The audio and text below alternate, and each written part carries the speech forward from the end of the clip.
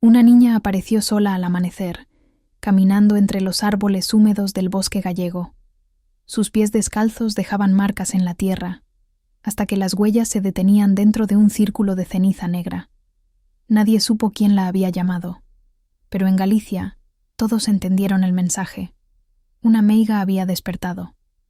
Así comienzan muchas historias aquí, con un silencio extraño, con animales que huyen sin motivo, con un olor a humo y hierbas que flota entre la niebla.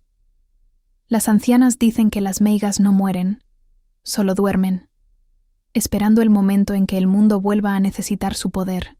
Algunos las recuerdan como curanderas, mujeres sabias que conocían el lenguaje de las plantas y del fuego. Pero otros, los que juraron haberlas visto hablar con sombras, las recuerdan de otro modo, como las amantes del diablo. En el norte de España, entre Galicia y el País Vasco, esa línea entre lo sagrado y lo profano se volvió invisible. Las cuevas, los bosques y los ríos se transformaron en templos secretos donde las meigas se reunían para rendir culto a lo prohibido. Aquello que los inquisidores llamaron aquelarres. Zugarramurdi, 1610. 11 mujeres fueron acusadas de volar, de danzar desnudas bajo la luna, de ofrecer su alma a una figura que olía a azufre. La Inquisición encendió las hogueras, pero el fuego no apagó el miedo. Hoy, en esas mismas cuevas, los visitantes aseguran escuchar cantos antiguos y risas que se mezclan con el eco del viento. Dicen que si uno guarda silencio, puede sentir una presencia detrás, respirando en la oscuridad, porque en España hay un dicho que nunca desaparece. Eu non creo nas meigas, pero a velas, hainas. No creerás en las brujas, pero a verlas, las hay. Y mientras la historia las condenó, las sombras aún las protegen, porque las meigas no buscan venganza, solo esperan que alguien vuelva a llamarlas por su verdadero nombre. Dicen que Galicia no pertenece del todo a este mundo. Las tormentas llegan sin aviso, el mar ruge con voces antiguas, y los árboles parecen inclinarse cuando alguien pronuncia un nombre prohibido. En esas tierras húmedas, donde la niebla cubre las montañas como un sudario, nacieron las historias de las meigas. Nadie sabe cuándo aparecieron por primera vez. Algunos creen que surgieron de las antiguas sacerdotisas celtas, mujeres que dominaban los secretos del sol, de la luna y de las cosechas. Otros dicen que fueron hijas del miedo, nacidas de la desesperación de los pueblos que buscaban curación y protección en lo invisible. Pero todos coinciden en algo. Las meigas entendían lo que los hombres olvidaron, el lenguaje silencioso de la naturaleza. Cada aldea tenía una. Vivía apartada, en una casa de piedra cubierta de musgo, rodeada de plantas colgadas del techo, frascos con líquidos turbios y símbolos tallados en la madera. Las gentes acudían a ella cuando la medicina fallaba o cuando el alma dolía. Pagaban con pan, vino o silencio, porque sabían que pedir ayuda tenía un precio y que las palabras pronunciadas ante una meiga no debían repetirse jamás. Las meigas curaban, sí, pero también maldecían. Podían sanar la fiebre de un niño con un rezo, o hacer que un hombre envidioso no volviera a dormir. Su poder no venía de libros ni templos, sino de los elementos. Mezclaban hojas de tejo con sangre de gallo, enterraban clavos oxidados bajo la luna llena y murmuraban palabras que nadie más debía escuchar. Decían que algunas eran capaces de detener el viento o de hacer hablar a los muertos. En las noches de invierno, cuando los vientos del Atlántico golpeaban los tejados, se decía que caminaban por los caminos descalzas, con velas encendidas y el cabello suelto, buscando el alma de los que se atrevían a blasfemar. A veces se oían risas femeninas entre los truenos, y los hombres cerraban las puertas con 3 cruces de sal y agua bendita. Las madres rezaban el conjuro da queimada, pidiendo que el fuego espantara los malos espíritus. Durante siglos fueron toleradas. La iglesia las observaba con recelo, pero las aldeas las necesitaban, hasta que comenzaron las muertes. Animales sin ojos, mujeres encontradas con marcas negras en el pecho, vientos que destruían cosechas enteras mientras una figura solitaria era vista en la colina. En los mercados, la gente comenzó a hablar del mal de ojo, de niños que enfermaban solo con una mirada. Y el miedo, poco a poco, se volvió religión. Los sacerdotes empezaron a predicar sobre el diablo, sobre pactos sellados con sangre y aquelarres donde las meigas entregaban su alma a cambio de poder. Pero, en Galicia, la línea entre la fe y la superstición era delgada. Muchos las defendían, asegurando que sin ellas el pueblo habría muerto de hambre y enfermedad. Los ancianos decían que las meigas eran guardianas del equilibrio, que no servían al mal, sino a la naturaleza misma, y que solo castigaban a quienes perturbaban su orden. El cambio llegó con los rumores de un libro oscuro, un manuscrito escrito en lengua antigua, que describía los nombres de las brujas y los rituales para convocarlas. Decían que fue hallado entre las rocas del cabo Finisterre, el fin del mundo conocido. Algunos aseguraban que cada página olía a mar y sangre, y que al leerlo, la marea subía sin luna. Lo llamaban o libro das sombras de Finisterre. Quienes intentaron buscarlo jamás regresaron, y los pescadores juraban haber visto sus cuerpos flotando, con los ojos abiertos y la boca llena de arena. Una noche en el pequeño pueblo de Muxía, una niña despertó gritando que una mujer la había visitado en sueños. Llevaba un vestido de lino viejo y ojos que brillaban, como fuego. Le susurró que pronto el fuego volvería a arder. 3 días después, un rayo alcanzó el campanario de la iglesia. Los aldeanos juraron que el olor a azufre se sintió por toda la costa, y una figura femenina fue vista caminando entre las llamas sin quemarse. Desde entonces, nadie volvió a pronunciar el nombre de esa meiga, pero cada año, cuando la tormenta regresa, los ancianos dejan pan, vino y una rama de laurel en la ventana, no por devoción, sino por miedo, porque en Galicia las meigas no piden permiso para entrar, solo esperan que alguien olvide cerrar la puerta. Y cuando eso ocurre, no se llevan oro ni riquezas, se llevan el silencio y lo dejan todo sin alma. En el cambio del siglo XVII, el miedo ya había echado raíces profundas. No bastaban los rezos ni el agua bendita. En las aldeas gallegas, cada sombra se interpretaba como un presagio, cada enfermedad como una maldición. La gente empezó a hablar del sello del diablo, una marca invisible que, según los inquisidores, señalaba a las elegidas del maligno. El rumor comenzó con una mujer llamada María Soliña, una viuda que vivía junto al mar. Los pescadores la recordaban paseando entre las olas, murmurando oraciones en una lengua que nadie comprendía. Cuando las tormentas destruían los barcos, decían que ella había sido vista en los acantilados, con los brazos levantados, hacia el cielo. Fue suficiente. Una noche, la arrastraron fuera de su casa. Las acusaron de brujería y de haber firmado con su sangre un pacto con el diablo. La Inquisición de Santiago de Compostela abrió el primer proceso. Los documentos, que aún se conservan, describen los interrogatorios con un detalle escalofriante: el sonido de las cadenas, el olor del aceite ardiendo, las oraciones ahogadas. María negó todo hasta el final. Dijo que solo hablaba con el mar porque en sus olas oía las voces de su familia perdida. La ejecutaron en silencio, al amanecer, y en la playa los aldeanos juraron ver, esa misma noche, una figura blanca caminando sobre el agua. A partir de entonces, los inquisidores comenzaron a registrar nombres, señales y rituales. Cualquier mujer que viviera sola, que supiera preparar ungüentos o que hablara con los animales, se convertía en sospechosa. En pocos meses los caminos se llenaron de humo. Las aldeas olían a miedo. Fue entonces cuando llegó a Galicia un hombre llamado Alonso de Salazar y Frías, el visitador general del Santo Oficio. Había oído hablar de una región más allá, de los montes, un valle escondido donde las brujas no se ocultaban, sino que celebraban reuniones bajo la luna. Su nombre era temido incluso entre los sacerdotes, Zugarramurdi. El pueblo se encontraba en el corazón del País Vasco, rodeado de colinas cubiertas de hayas. Las cuevas eran tan profundas que el eco parecía tener voz propia.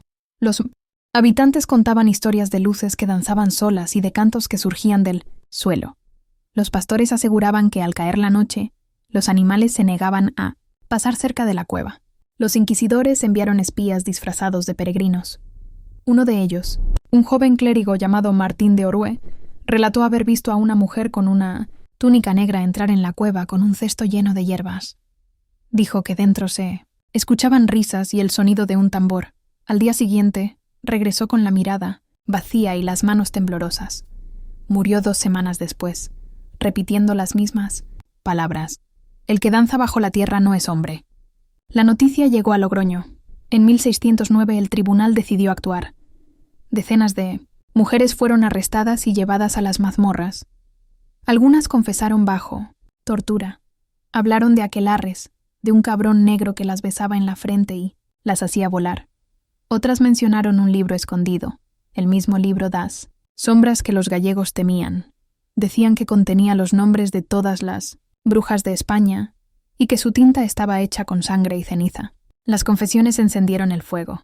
Los inquisidores enviaron órdenes a todos los pueblos del norte. En Mondoñedo, Ferrol y A Coruña, los sermones advertían que el diablo caminaba entre la gente disfrazado de anciana.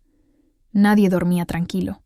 Los niños nacían con marcas que las comadronas examinaban en silencio, temiendo reconocer el sello prohibido. Una carta anónima, conservada en los archivos de Navarra, describe lo que ocurrió la noche antes del primer auto de fe.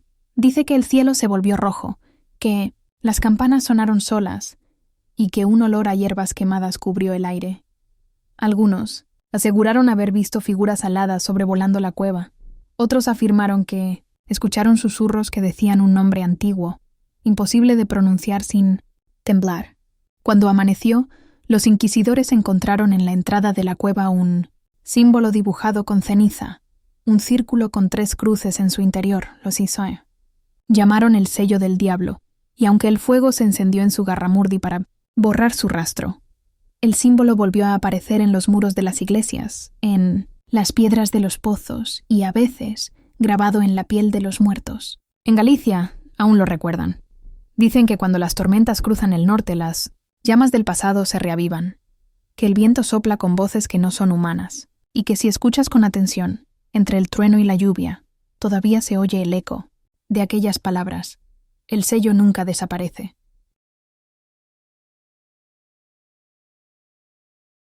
La cueva de Zugarramurdi respira, no como un lugar, sino como un cuerpo. El aire, allí no se mueve, vibra, como si alguien hablara sin sonido. Los habitantes del Lin pueblo dicen que la piedra tiene memoria y que cada eco que resuena entre sus paredes pertenece a las voces que el fuego no pudo callar. Cuando los inquisidores llegaron, pensaron que era un lugar vacío, pero los animales se negaban a entrar. Los caballos se revolvían, las antorchas se apagaban sin viento. Salazar y Frías anotó en su diario que el ambiente era húmedo, espeso, como si una respiración invisible envolviera a los hombres. En el interior, hallaron símbolos tallados en la roca, círculos, cruces invertidas, formas semejantes a ojos.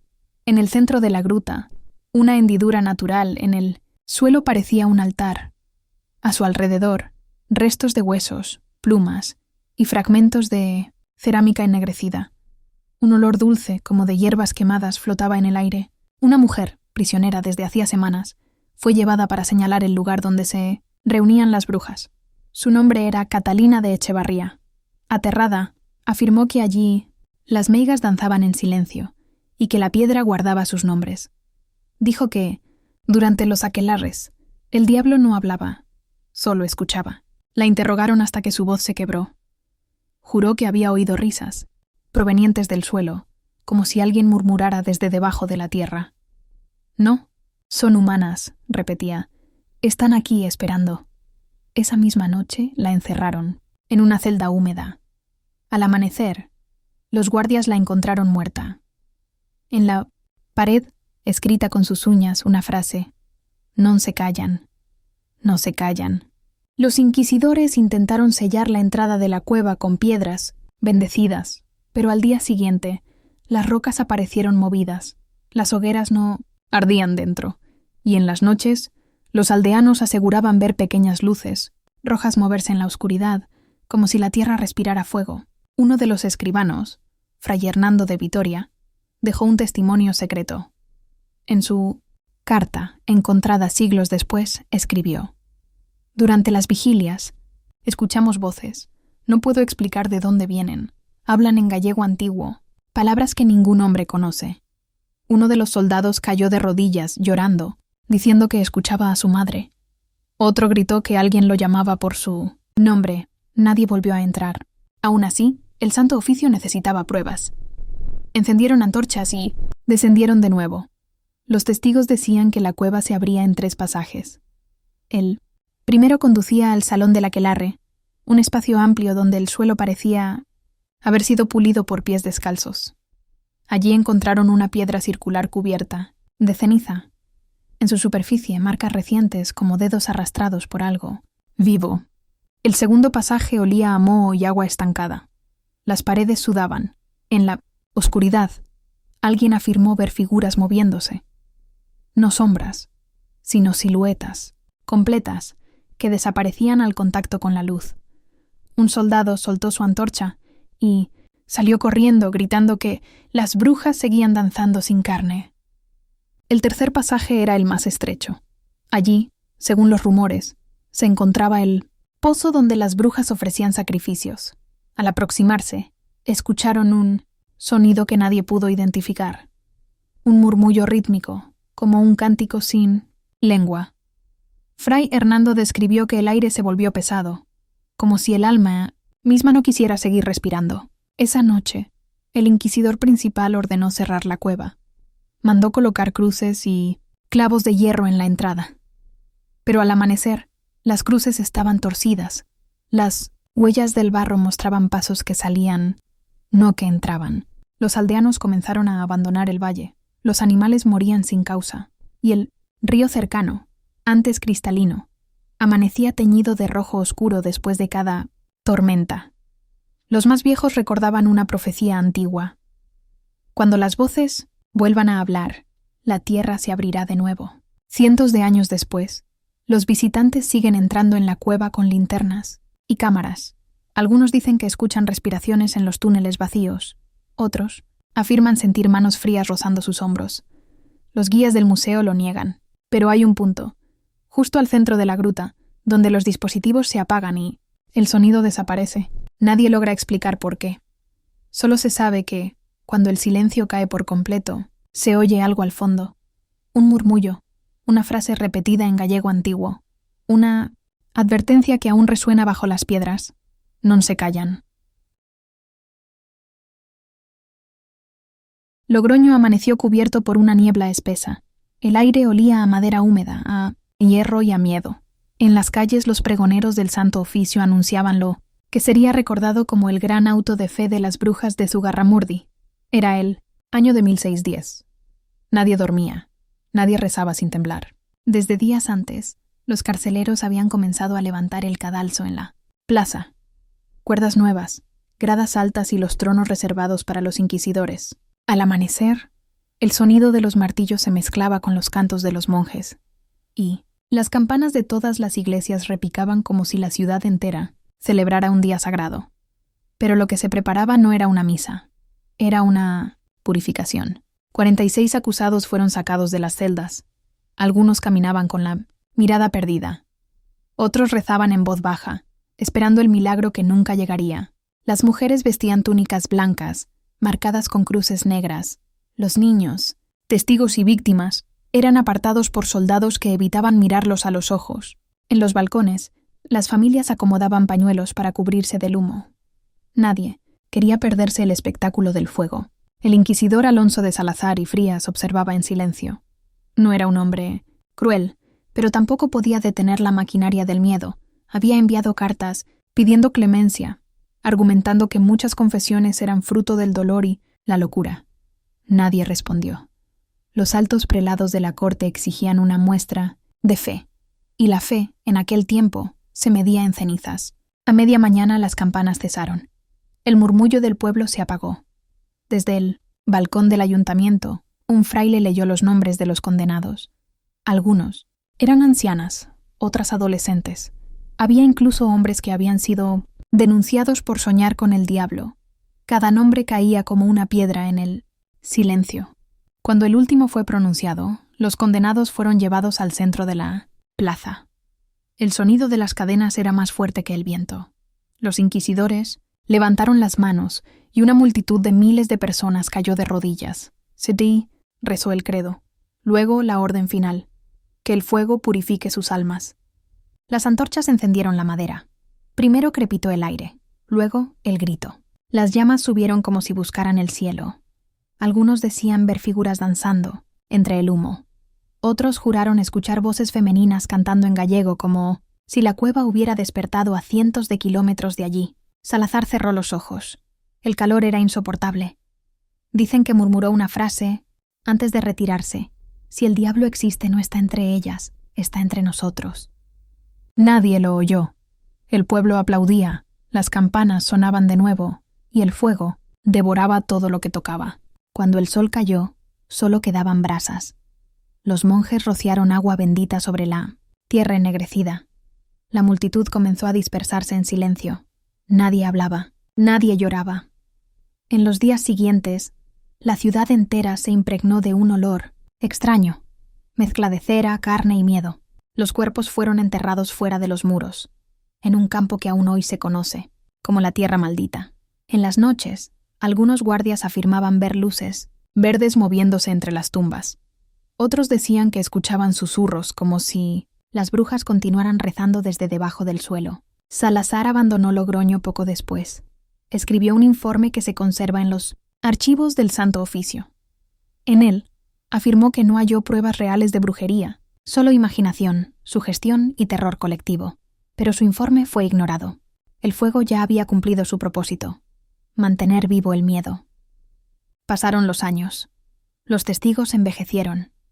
Las generaciones siguientes contaban la historia como una advertencia.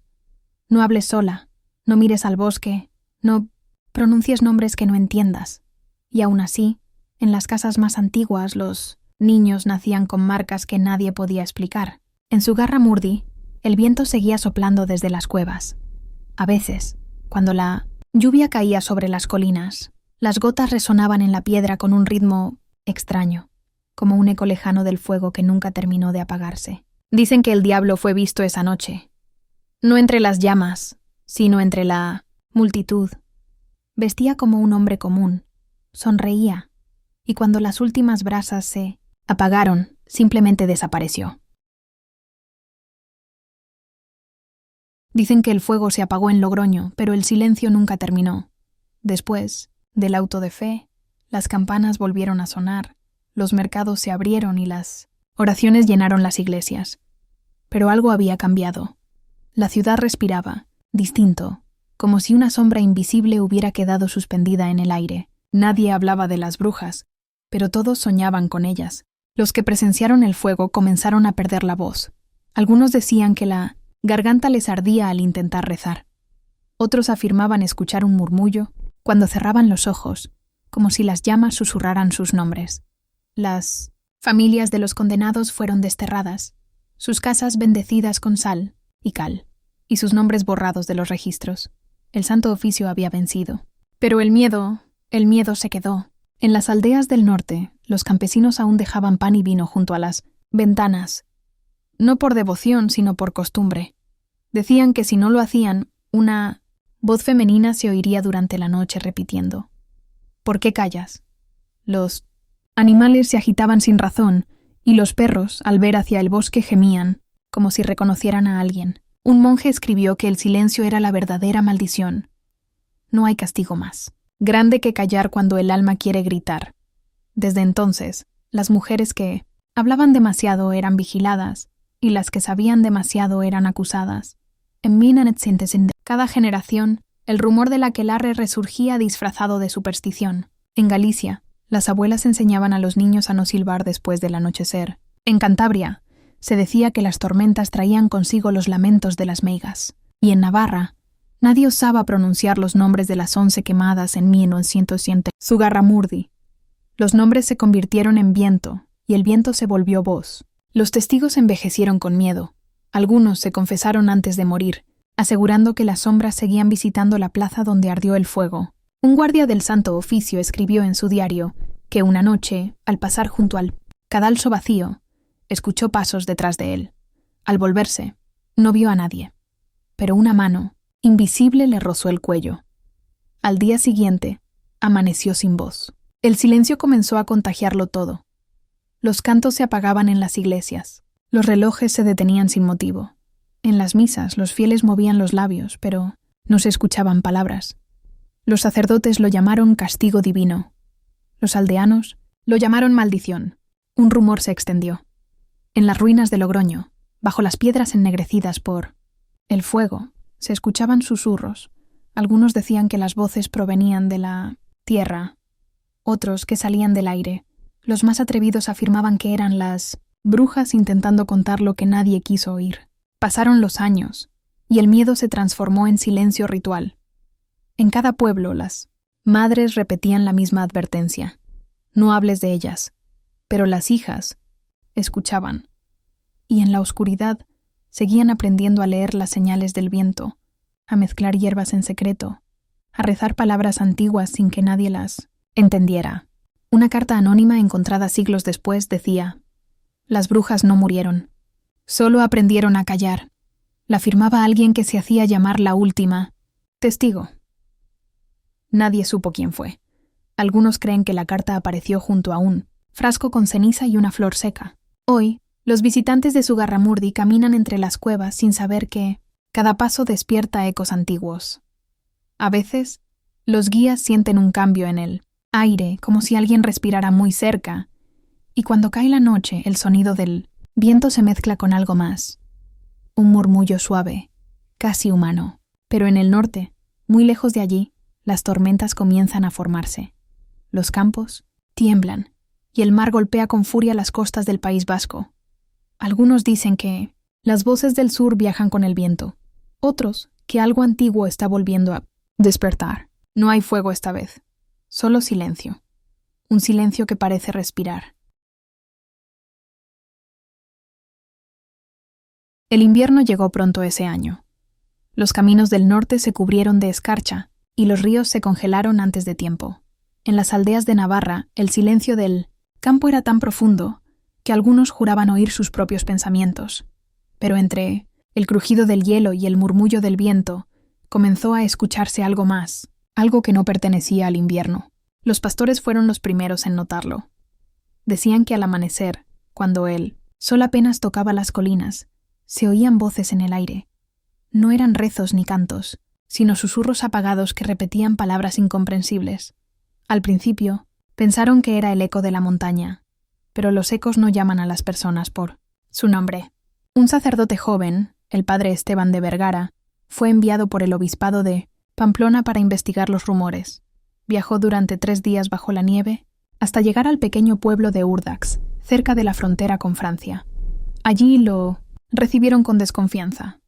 Nadie quería hablar de lo que ocurría en los montes. Los ancianos se persignaban cada vez que el viento soplaba, y las mujeres cerraban las ventanas aunque no hubiera tormenta. Esa noche, mientras cenaba junto al fuego, el padre Esteban escuchó un sonido que no provenía de la chimenea.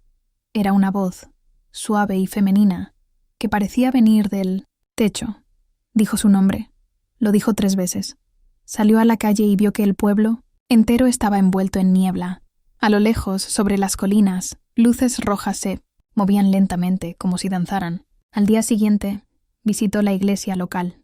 El altar estaba cubierto de polvo y el agua bendita tenía una capa de hielo. Al revisar los registros, encontró un documento antiguo, fechado en 1610, el mismo año del auto de fe. En él se mencionaban confesiones repetidas en sueños, voces femeninas que enseñan palabras sin lengua y un olor a hierbas que hace llorar a los niños. El texto terminaba con una frase que parecía escrita con otra mano. «No las hemos quemado a todas». Esa noche volvió a escuchar los susurros. Venían del bosque. Salió con una lámpara, guiado por una mezcla de curiosidad y miedo. A medida que avanzaba, el aire se volvía más cálido, y el suelo cubierto de hojas parecía moverse bajo sus pies. Entre los árboles, encontró un círculo de piedras cubiertas de musgo. En el centro, una figura hecha de ramas, vestida con un velo oscuro. No se movía, pero el viento la hacía temblar como si respirara. De repente las ramas se quebraron y un olor a ceniza llenó el aire. Detrás de él, algo susurró su nombre otra vez. Cayó al suelo y la lámpara se apagó. Cuando volvió a encenderla, la figura había desaparecido, pero en el suelo había huellas de pies descalzos. Regresó al pueblo sin decir palabra. Durante días intentó rezar, pero cada vez que pronunciaba Padre Nuestro, escuchaba otra voz responderle. Los aldeanos notaron su cambio. Decían que ya no dormía, que hablaba solo y que a veces, al amanecer, caminaba hacia el bosque y se quedaba de pie mirando los árboles. Un mes después, desapareció. La nieve cubrió su huella, pero los leñadores que lo buscaron dijeron haber encontrado su crucifijo junto a un arroyo. Estaba torcido, como si lo hubieran doblado con fuerza. En los meses siguientes, el pueblo comenzó a vaciarse. Las cosechas se secaban sin explicación. El ganado moría en silencio, y cada vez que alguien intentaba abandonar el valle, el viento soplaba tan fuerte que los caminos se cerraban con nieve en cuestión de horas. Los pocos que quedaron decían que, por las noches, se oía el sonido de pasos en el techo y risas detrás de las paredes. Algunos aseguraban ver sombras de mujeres caminando entre los árboles. No dejaban huellas, solo olor a humo y tierra mojada. Con el tiempo, Urdax desapareció de los mapas eclesiásticos. El obispado selló los registros y prohibió mencionar el nombre del padre Esteban. Pero en los pueblos cercanos, la gente aún repite un refrán antiguo. Cuando el viento habla en Navarra, escucha y calla. Hoy, los viajeros que recorren el Camino de Santiago cuentan que, al pasar por el bosque de Urdax, el aire se vuelve más denso y las linternas parpadean sin razón. Algunos dicen oír rezos entrecortados, otros, voces que imitan las suyas. Nadie sabe qué ocurrió con el padre Esteban, pero en los días de tormenta, el eco del valle repite su nombre. Y si escuchas con atención, parece que alguien, desde muy lejos, todavía le responde. El mar Cantábrico siempre ha sido impredecible. En sus aguas, el viento cambia de dirección sin aviso, y las tormentas nacen en cuestión de minutos. Los pescadores de la costa de Swanses dicen que no existe un mar más traicionero. Pero hace 4 siglos no eran las olas lo que temían, sino las voces que venían con el viento. Todo comenzó en el invierno de 1621. Durante 3 noches consecutivas, las aldeas de la costa no durmieron. El aire rugía con una fuerza desconocida. Los techos volaban, los animales se escondían, y las campanas de las iglesias repicaban, solas, aunque nadie las tocara. Los lugareños juraban que el viento hablaba, con voz de mujer. En San Vicente de la Barquera, un anciano pescador aseguró haber visto figuras entre las olas. No eran sirenas ni sombras. Eran mujeres que caminaban sobre el agua con los cabellos extendidos como velas negras. Gritaban en un idioma que nadie comprendía. Al amanecer, los barcos del puerto aparecieron destrozados. No había cadáveres, solo sogas trenzadas con algas y mechones de cabello humano. El pánico se extendió. Los sacerdotes comenzaron a bendecir las playas y a clavar cruces en las rocas, pero las cruces desaparecían con el primer viento. Se decía que, cuando las tormentas llegaban del norte, las hijas del viento bajaban desde los acantilados y danzaban entre la espuma del mar. A su paso, los vientos cambiaban y los hombres perdían la razón. Una noche, el párroco de Comillas escribió en su diario que el aire dentro de la iglesia se había vuelto pesado, como si respirara. Las velas se apagaron una por una, y una voz femenina pronunció su nombre. Luego, un viento invisible rompió el crucifijo del altar. El sacerdote desapareció esa misma noche. Días después, el mar devolvió su sotana, seca y perfectamente doblada sobre la arena. A los pocos meses, un grupo de inquisidores viajó desde Burgos para investigar los sucesos. Acamparon cerca de los acantilados y levantaron un altar, improvisado frente al mar. Pero al amanecer, las tiendas estaban vacías. Solo se encontraron sus botas llenas de sal y arena. En la piedra más alta, alguien había grabado una frase con un cuchillo. Ellas regresaron con el viento. Los aldeanos comenzaron a reconocer señales. Cada vez que un niño nacía con una marca en el cuello, decían que era elegido por las hijas del viento. Cuando los árboles giraban al contrario de la brisa, las mujeres del pueblo se encerraban con los ojos vendados, temiendo ser llamadas por su nombre. Algunos hombres, enloquecidos, caminaban hacia los acantilados durante la noche y se lanzaban al vacío, convencidos de oír a sus esposas llamándolos desde el mar. Un escribano de Santander registró que, durante una tormenta particularmente fuerte, el viento entró por las rendijas de su casa y le habló al oído. Dijo que no, estaba solo, y que las llamas del pasado nunca se habían apagado. Esa noche su chimenea se encendió sola. Al amanecer, las paredes estaban cubiertas de hollín, con marcas de manos pequeñas, como de mujeres. Los pescadores dejaron de salir al mar. La sal se acumulaba en las puertas, y los molinos de viento giraban sin aire. Los niños nacidos durante las tormentas tenían sueños extraños. Veían mujeres cubiertas de algas que les enseñaban a respirar bajo el agua. Muchos de esos niños desaparecieron antes de cumplir los 10 años. Los registros de la Inquisición mencionan un último testimonio, fechado en 1623. Un fraile, exhausto y tembloroso, aseguró que había visto a 3 mujeres flotar sobre los acantilados con túnicas hechas de bruma.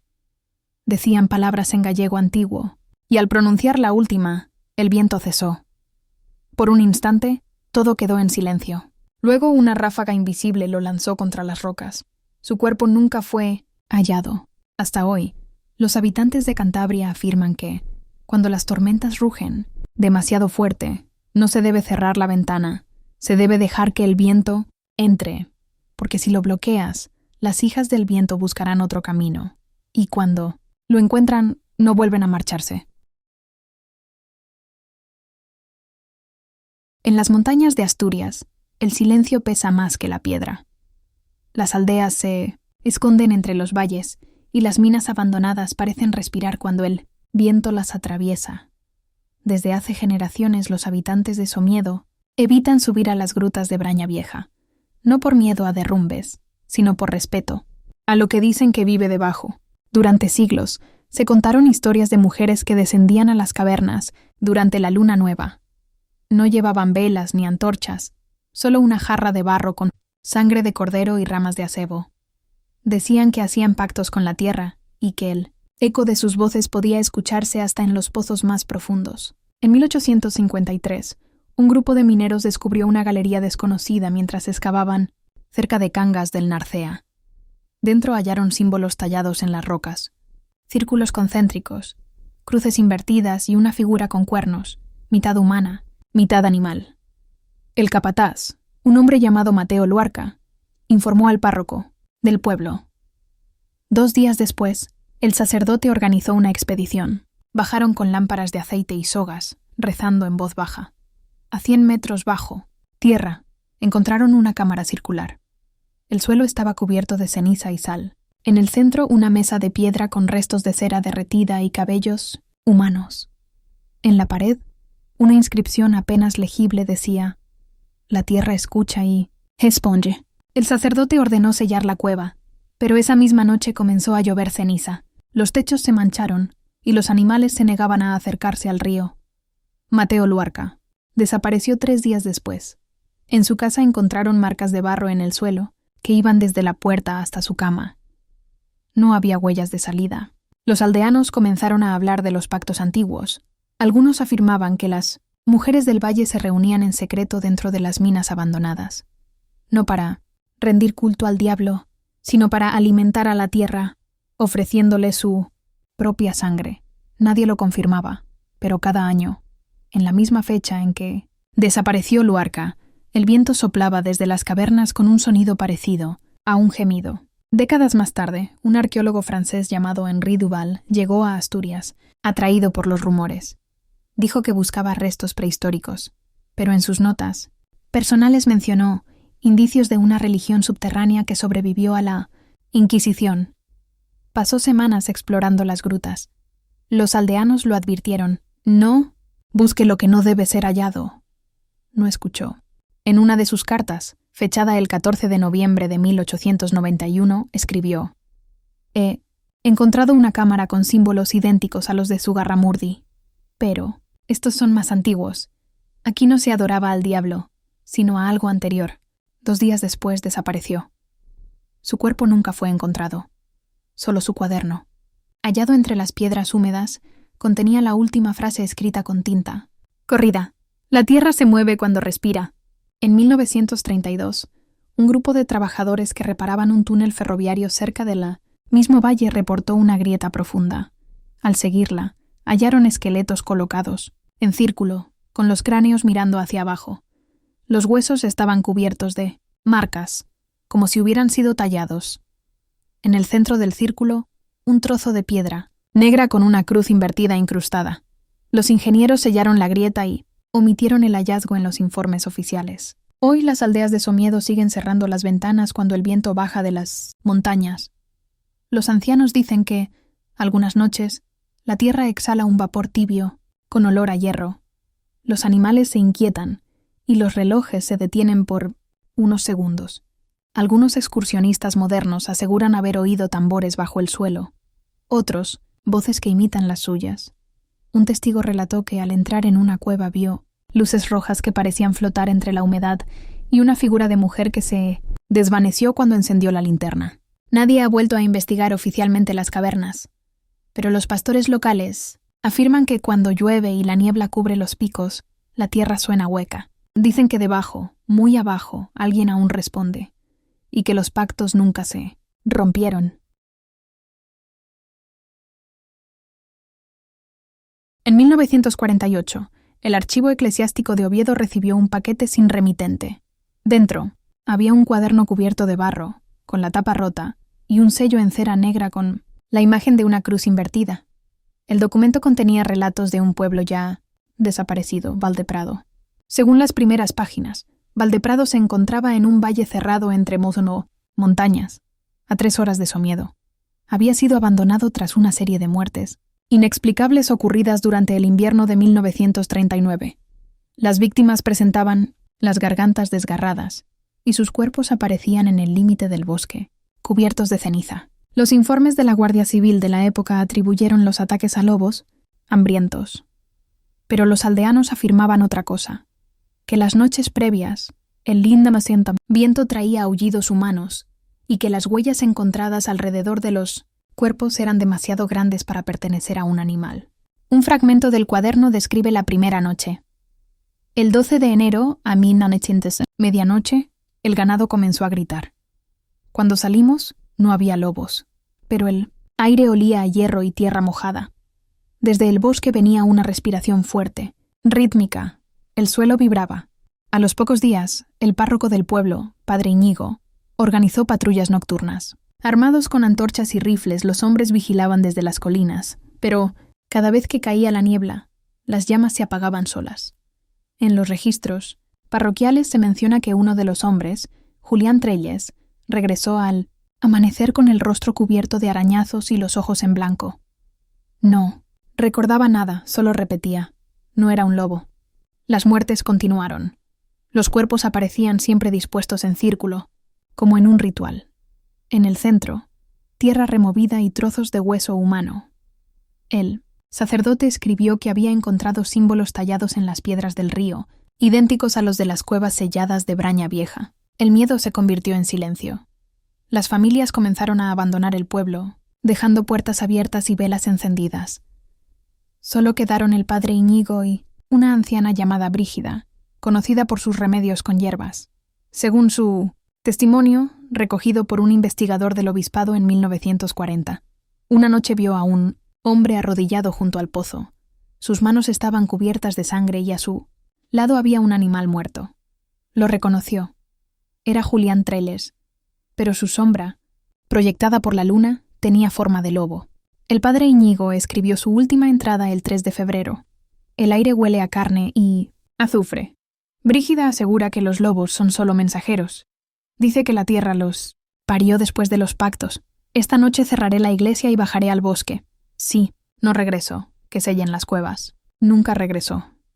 Al día siguiente, la iglesia amaneció abierta y vacía. Las Kennedy, marcas de garras cubrían el altar. En la pila bautismal, el agua estaba negra. En Nin, el suelo, una sola huella, mitad humana, mitad animal. El cuaderno termina con una nota sin fecha. El lobo no mata por hambre, guarda lo que es suyo. En 1951, un grupo de exploradores llegó al área donde se suponía que estaba Valdeprado. No encontraron casas, ni caminos, ni ruinas, solo una hondonada, cubierta de hierba quemada. Al excavar, hallaron restos de madera ennegrecida y una cruz de hierro deformada por el calor. El suelo tenía olor a ceniza y hierro, igual que en los informes antiguos. Uno de los exploradores relató que, al caer la noche, escuchó pasos alrededor del campamento y un aullido largo que no parecía venir de un animal. Decidieron irse al amanecer. Ninguno regresó. El vehículo fue encontrado días después, vacío, con las puertas abiertas y el motor frío. Hoy, en los registros eclesiásticos, Valdeprado aparece tachado. No hay coordenadas, ni población, ni mapa. Solo una nota marginal escrita en lápiz. Cerrar el archivo. No investigar más.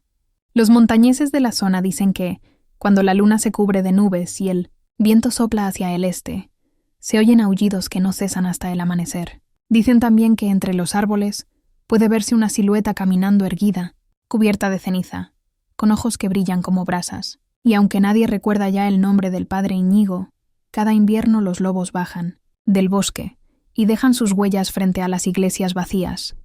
Solo una, siempre la misma. En 1874, durante la restauración de una vieja capilla en Finisterre, los obreros hallaron una caja de hierro enterrada bajo el altar. Dentro había un libro envuelto en piel ennegrecida, sellado con cera y símbolos tallados a mano. En la tapa apenas se distinguía una frase en latín: verba vivent, las palabras viven. El manuscrito fue enviado al Seminario de Santiago de Compostela, donde el padre Manuel Ortega, historiador y teólogo, comenzó a estudiarlo. El texto estaba escrito en gallego antiguo mezclado con fragmentos de latín, e incluía ilustraciones de rostros femeninos rodeados de círculos de fuego. Pero lo que más inquietó al sacerdote fue una nota añadida en el margen. Este libro no debe ser leído en voz alta. Durante las primeras semanas, el padre Ortega y un joven lingüista, Tomás del Río, trabajaron en su traducción. Descubrieron que el contenido no era un grimorio común, sino una crónica. Relatos detallados de Zugarramurdi, Navarra y Somiedo, nombres de aldeas desaparecidas, fechas exactas de ejecuciones y descripciones de rituales que coincidían con registros inquisitoriales. Sin embargo, las páginas no se comportaban como un manuscrito normal. Algunas noches, las letras parecían desplazarse. En ocasiones las palabras cambiaban de idioma. Tomás escribió en su diario que una frase traducida la víspera aparecía, alterada al día siguiente. El texto respira, anotó.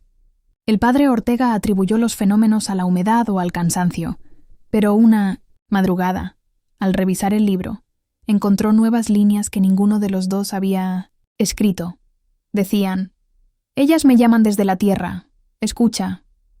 Poco después comenzaron los sonidos, golpes secos en las paredes, murmullos entre las estanterías del seminario. Los monjes aseguraban escuchar risas de mujer. Tomás empezó a tener pesadillas en las que el libro lo observaba abierto, con las páginas moviéndose solas, como si inhalara y exhalara. En una carta fechada el 12 de marzo de 1875, el padre Ortega informó al obispo que el libro contenía lenguaje demoníaco y debía ser sellado de nuevo. Solicitó autorización para destruirlo. Nunca obtuvo respuesta. 2 días después, desapareció. Cuando los monjes entraron a su despacho, encontraron la habitación cubierta de ceniza. En el escritorio, el libro estaba abierto por una nueva página, escrita con tinta roja. El fuego no borra la voz. Tomás del Río, el joven lingüista, continuó la investigación por su cuenta. Registró cada página, convencido de que el manuscrito ocultaba la historia secreta de las meigas. Pero pronto comenzó a notar que su propia letra aparecía en el texto. Frases que él había escrito en su cuaderno personal surgían dentro del manuscrito. Entre los párrafos antiguos, el miedo lo llevó a confesar a otro sacerdote, quien anotó su testimonio. A veces escucho mi voz dentro del libro. Cuando leo, me responde. Esa fue la última declaración de Tomás. Días después, los monjes oyeron un ruido, proveniente del archivo. Al entrar, hallaron las paredes cubiertas de símbolos, grabados con algo que parecía hierro candente. El libro y el cuerpo del lingüista habían desaparecido. En 1901, Un viajero francés llamado Émile Roussel, coleccionista de textos ocultistas, afirmó haber adquirido en Lisboa un libro escrito con palabras que cambian según quien lo lee. Lo describió como caliente al tacto y con olor a tierra húmeda. En sus notas personales añadió que, al intentar traducirlo, el título se modificó ante sus ojos: Liberumbrae, el libro de las sombras. El manuscrito desapareció nuevamente tras la muerte del francés. La policía lo encontró en su estudio, rodeado de páginas dispersas. En el suelo una sola frase, escrita con sangre. La palabra continúa. Hoy, el paradero del libro de las sombras sigue siendo desconocido. Algunos investigadores aseguran que cada cierto tiempo reaparece con un nuevo traductor y nuevas palabras. Otros creen que nunca se movió del lugar donde fue hallado, sino que quien lo busca, de algún modo, lo despierta. Dicen que si se pronuncia su título frente a un espejo, una voz responde con tu nombre. Y si abres un libro viejo y el aire se calienta, es mejor cerrarlo sin mirar. Porque las palabras que viven también recuerdan. En 1937, en plena Guerra Civil Española, una tormenta arrasó la costa norte durante 7 días consecutivos. Los archivos parroquiales de Lugo registraron un fenómeno inusual. 3 relámpagos cayeron la misma noche sobre 3 iglesias distintas. Al amanecer, las cruces de sus campanarios estaban completamente negras. Ninguna había sido alcanzada por fuego. Los aldeanos de la zona lo llamaron la señal. Los sacerdotes, sin explicación, ordenaron cerrar los templos, pero en los días siguientes comenzaron a escucharse cánticos desde el interior, aunque las puertas seguían selladas. Un testigo, el sargento Antonio Vidal, relató en su informe: el sonido no venía de dentro, sino del aire, como si las campanas tocaran bajo tierra. Esa misma noche, un grupo de soldados que custodiaba el pueblo de Friol encontró en Minamen, la plaza, un objeto cubierto de barro, una página escrita en tinta roja, firmada con un nombre ilegible. Las palabras coincidían con el texto del desaparecido. Libro de las sombras. Decían: cuando las 3 cruces se ennegrezcan, el sello se abrirá. Los rumores se extendieron rápidamente. En los pueblos vecinos comenzaron a aparecer marcas talladas en las puertas, círculos concéntricos y símbolos de luna. Nadie las había hecho. Los animales se agitaban al caer la noche, y el aire tenía un olor metálico, como si la lluvia trajera hierro. Una enfermera del hospital de Betanzos afirmó que los heridos traídos del frente murmuraban las mismas palabras durante el sueño. Ninguno de ellos había oído hablar del libro, pero repetían con exactitud la misma frase: la voz volverá a hablar. En la aldea de San Martín, el padre Lázaro intentó celebrar misa después del tercer día de tormenta. Cuando alzó la hostia, el vino del cáliz se tornó negro. Los fieles huyeron gritando. Al revisar el altar, el sacerdote encontró un símbolo grabado en la piedra, recién formado, todavía tibio al tacto. 3 cruces invertidas unidas por una línea serpenteante. Los registros del obispado de Mondoñedo mencionan que los cadáveres enterrados en 1960 el cementerio comenzaron a ser hallados fuera de sus tumbas, alineados hacia el norte. Ninguno mostraba señales de descomposición. En medio del caos, un anciano llamado Fermín Luarca, último descendiente del capataz desaparecido en las minas de Somiedo, confesó haber soñado con una mujer cubierta de ceniza que le entregaba un libro envuelto en piel. Despertó con las manos manchadas de tinta. En la palma derecha, un símbolo idéntico al de las cruces negras. El 29 de octubre, los 3 templos que habían sido sellados fueron encontrados abiertos. No había señales de forzamiento. Dentro, las paredes estaban cubiertas de escritura. Los textos no eran humanos. Se extendían desde el suelo hasta el techo, como si manos invisibles los hubieran trazado durante la noche. El padre Lázaro, que presenció los hechos, escribió en su diario antes de desaparecer: he visto las 3 cruces arder sin fuego. He oído voces que nombran a las antiguas, y en medio del aire algo respira. La profecía no era metáfora. Está comenzando. Tras esa fecha, los registros eclesiásticos se detienen. Ningún documento posterior menciona las cruces o las iglesias. Sin embargo, décadas Después, los habitantes de la región afirmaron que las 3 torres siguen ennegrecidas. Ningún intento de restaurarlas tuvo éxito. La piedra vuelve a oscurecerse al contacto con la luz del sol. Un investigador alemán, Karl Eberhard, visitó el lugar en 1958. Fotografió los símbolos, tomó muestras del material y describió en su informe que la superficie emitía calor, como si ardiera desde dentro. Al revelar las fotografías, notó algo imposible. En cada imagen detrás de las cruces aparecían figuras humanas de rostro borroso mirando hacia la cámara. Ninguna estaba allí al momento de la toma. Hoy los 3 templos permanecen cerrados por orden del obispado. Los aldeanos los llaman las iglesias mudadas. Cada aniversario de la tormenta, los relámpagos vuelven a caer sobre ellas y el sonido de las campanas resuena sin manos que las toquen. Dicen que al escucharlas se puede oír un susurro entre los truenos. Una voz, antigua, femenina, repite lo mismo desde hace siglos. El sello fue roto, el libro sigue abierto. En 1974, un periodista gallego llamado Rafael Souto viajó al pequeño pueblo de O. Cebreiro para investigar una serie de desapariciones en las montañas.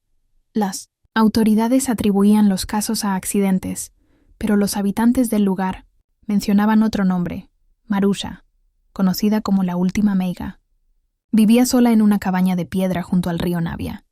Según los registros municipales, había nacido en 1899 y nunca abandonó la aldea.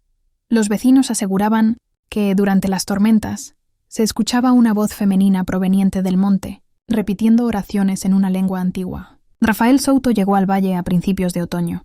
Las calles estaban vacías y las campanas del pueblo permanecían en silencio. Los pocos aldeanos que aceptaron hablar lo describieron como un hombre curioso y obstinado, decidido a documentar todo.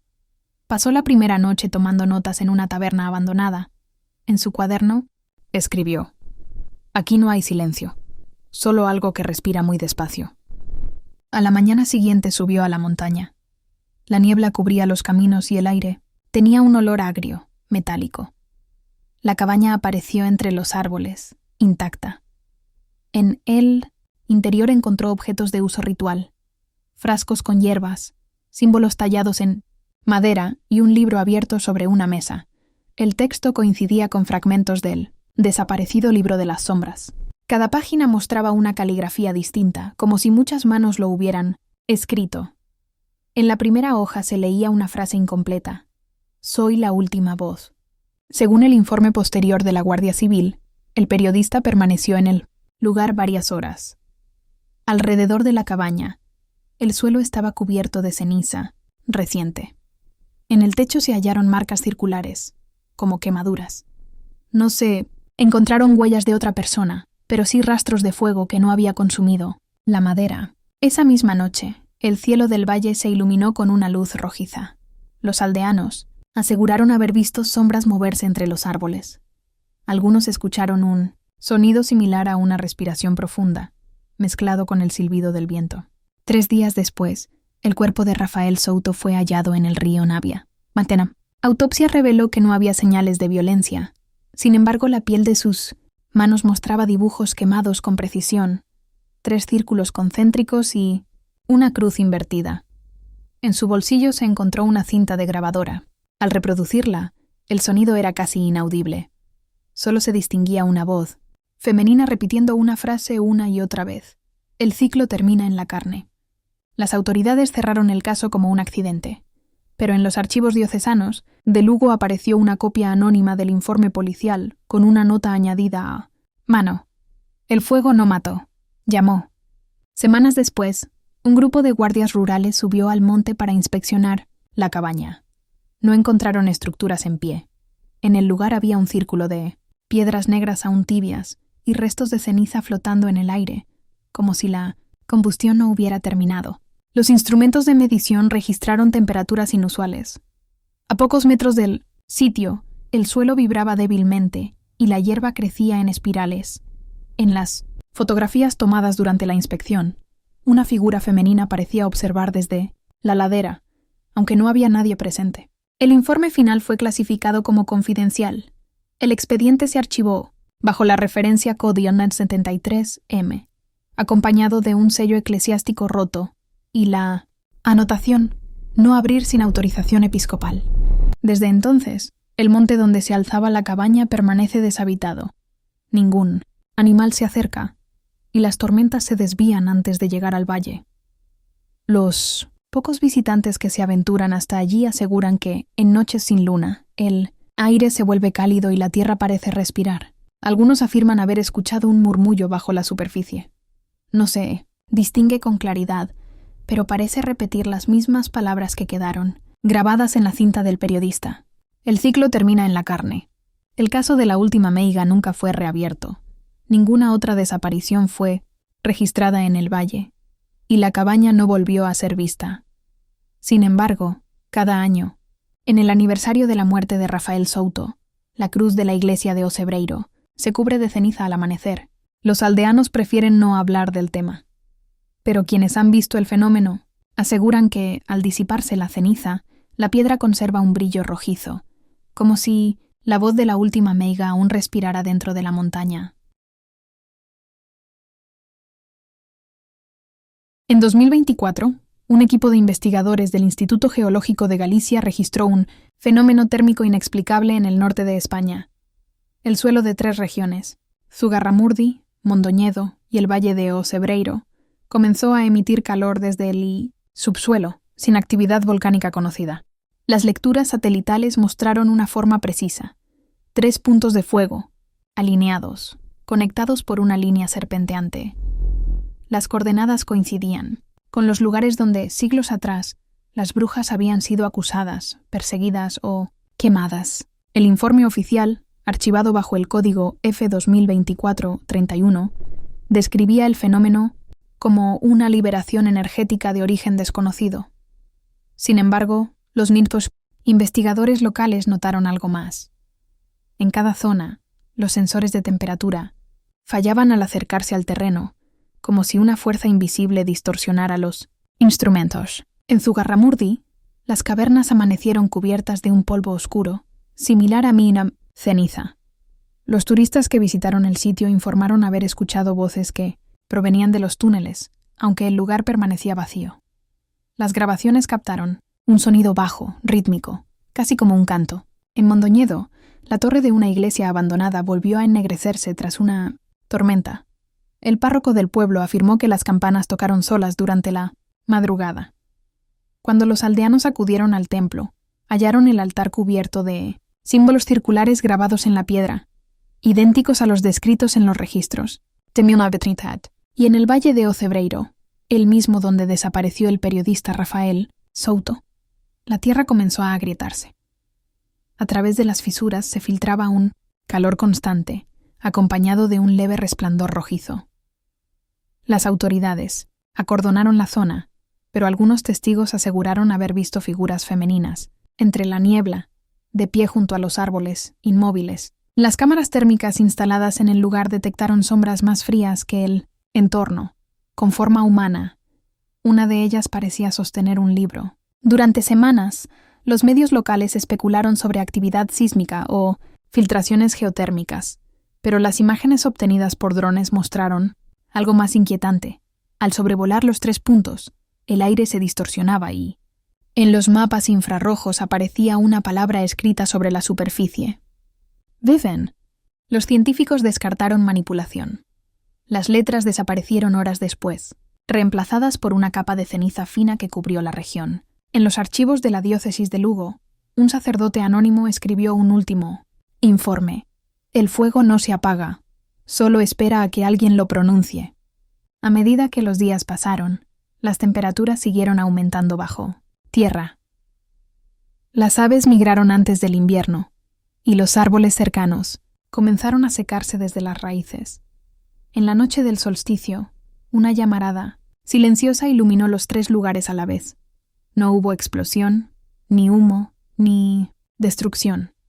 Solo una luz roja que duró exactamente 13 minutos. Desde entonces, el suelo no volvió a enfriarse.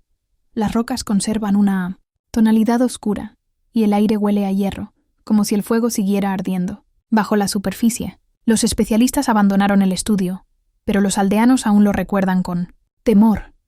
Dicen que, cuando el viento sopla desde el norte, se escuchan susurros que repiten palabras antiguas, imposibles de traducir. Algunos aseguran que una voz femenina pronuncia nombres perdidos, los de aquellas que fueron olvidadas. El libro de las sombras nunca fue encontrado. Sin embargo, en los registros digitales de los sensores térmicos, la última lectura del sistema mostró una secuencia anómala, coordenadas que formaban un símbolo circular, idéntico al grabado en las ruinas de la cabaña de Maruksha. Nadie logró explicar cómo apareció ese patrón dentro del software. La línea final del reporte, escrita por el jefe del equipo, fue breve.